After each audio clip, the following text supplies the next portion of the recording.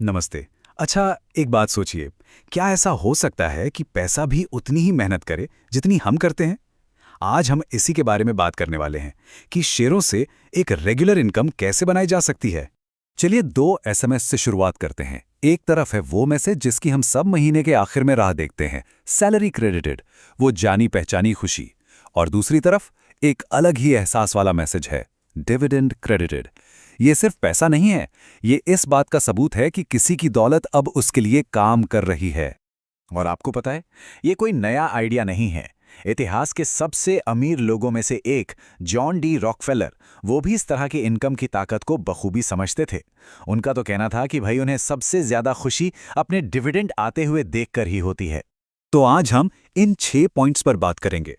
Salary और dividend के अंतर से शुरू करके, डिविडेंड क्या है, उन्हें कैसे ढूंढे, इसमें क्या पेज हैं, और आखिर में एक जबरदस्त रियल लाइफ एग्जाम्पल भी देखेंगे। तो चलिए सबसे पहले उस बुनियादी फर्क को समझते हैं। पैसे के लिए काम करने और पैसे को अपने लिए काम पर लगाने में आखिर क्या अंतर है। देखिए, फर्क बिल्कुल साफ है। एक्टिव इनकम यानी सैलरी, वो हमारे वक्त पर निर्भर करती है। काम करना बंद तो पैसा आना भी बंद। लेकिन पैसिव इनकम मतलब डिविडेंड से होने वाली कमाई, वो तो तब भी बढ़ सकती है जब कोई आराम से सो रहा हो। तो सवाल ये उठता है कि आखिर ये डिविडेंड हैं क्या जिनसे ये पैसिव इनकम बनती है।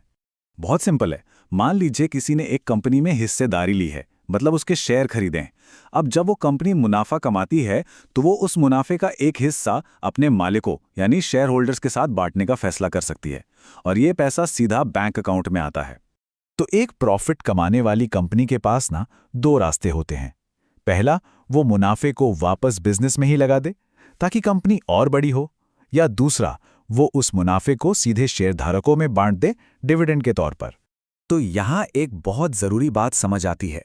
स्टॉक मार्केट से कमाने के असल में दो तरीके हैं। एक तो है कैपिटल एप्रिसिएशन, मतलब शेयर का भाव बढ़ जाए, और दूसरा है डिविडेंड इनकम यानी रेगुलर कैश पेमेंट। ज्यादातर लोगों का ध्यान सिर्फ पहले वाले पर ही होता है। ठीक है, तो अब सवाल ये है कि ऐसी कंपनियां ढूंढी कैसे जाएं जो डिविडेंड देती हैं।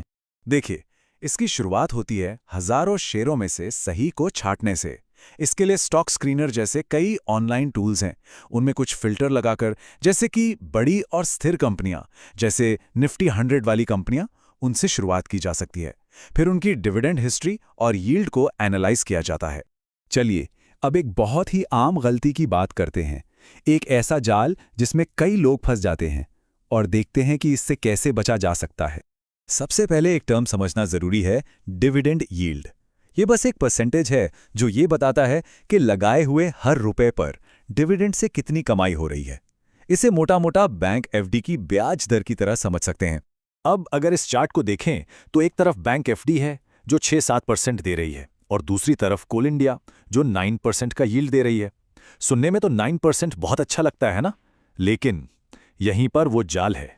पता है क्या, एक बहुत ज्यादा यील्ड अक्सर एक वार्निंग साइन होता है।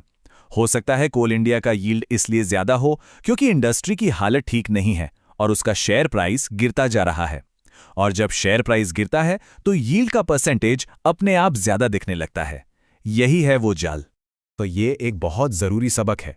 सिर्फ सबसे ज्यादा यील्ड के पीछे भागना ठीक नहीं, उससे ज्यादा जरूरी है कंपनी के बिजनेस की क्वालिटी को समझना। अच्छा, थ्योरी तो बहुत हो गई। चलिए अब एक असली दुनिया का उदाहरण देखते हैं जो दिखाता है कि ग्रोथ की और डिविडेंड की असली ताकत क्या है। ये कहानी है आईटीसी के एक इन्वेस्टर की। 2004 में मान लीजिए किसी ने करीब 10 लाख रुपए लगाकर 1000 शेयर खरीदे। फिर 2004 से 2020 के बीच कंपनी ने कई बार बोनस शेयर और स्टॉक स्प्लिट किए, और जानते हैं क्या हुआ? 2020 तक आते आते वो 1000 शेयर बढ़कर 45,500 शेयर हो गए। और सबसे कमाल की बात क्या है, ये जो 1000 शेयर से 45,500 शेयर हुए ना, इसके लिए एक भी नया पैसा नहीं लगाया गया। इनिशियल इन्वेस्टमेंट वही 10 लाख का 10 लाख रहा, लेकिन शेयरों की संख्या देखिए कितनी बढ़ गई। तो इसका नतीजा क्या निकला? 2020 में सिर्फ एक साल के अंदर 4.5 लाख रुपए की कमाई हुई, और ये पूरी तरह से पैसिव इनकम थी, सिर्फ और सिर्फ डिविडेंड से। सोचिए जरा, यह है पावर ऑफ ग्रोथ। जो डिविडेंड एक साल में मिला वो शुरुआती इन्वेस्टमेंट का 45% था, मतलब जो पैसा 2004 में लगाया था उस पर हर साल 45% का रिटर्न सिर्फ डिविडेंड से। तो ठीक है, आइए अब इस पूरी स्ट्रैटेजी के फायदे और नुकसान को एक नज़र में देख लेते हैं। इसके फायदे तो बिल्कुल साफ हैं। दौलत तेजी से बढ़ती है, छोटी रकम से भी शुरुआत की जा सकती है और अपने इन्वेस्टमेंट को डाइवर्सिफाई करना भी आसान है। लेकिन एक लेकिन है, और वो है इसके लिए फाइनेंशियल नॉलेज की ज़रूरत पड़ती है। पर असल में ये कोई नुकसान नहीं है ना? क्योंकि किसी भी तरह के इन्वेस्टमेंट में नॉलेज ही वो चीज़ है जो रिस्क को अपॉर्चुनिटी में बदल देती है। और आखिर में ये सब हमें एक सवाल के साथ छोड़ जाता है, क्या हमारा पैसा भी हमारे जितनी मेहनत कर रहा है? सोचने वाली बात है।